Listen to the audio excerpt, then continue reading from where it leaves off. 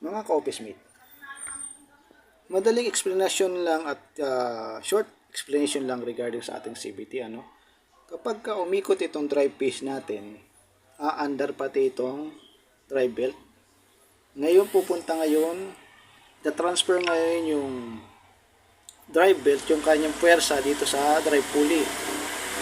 Para mapaandar itong clutch belt, yung clutch lining sa loob, iikutin po yun kasama nitong drive pulley. Ngayon kapag nag-revolution kayo ng 2,500 RPM, yung mangipin sa loob nitong clutch lining, aangat po yan, didikit dito sa clutch belt, at iikot itong clutch belt, pati gulong ay kasama.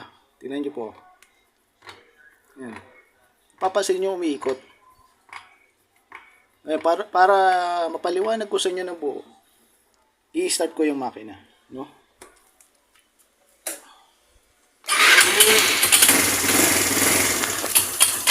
Namatay.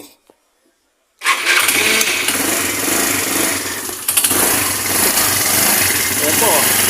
Itong drive belt. Clutch belt. Then paikutin natin yung clutch belt.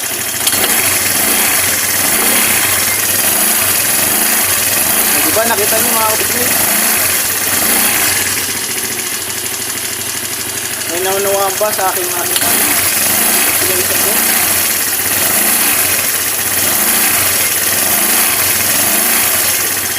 Inikot na yung drive phase, tapos yung clutch lining na nandito dumidikit sa drive belt at sa clutch belt, iikot niya yung clutch belt, no? Tingnan nyo.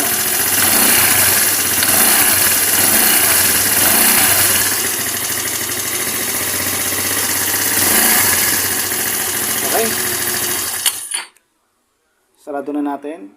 Isang maiksing explanation lang sa ating CVT, no? Regarding dito sa ating automatic transmission ng ating scooter. Sige, maraming salamat mga ka-office mate.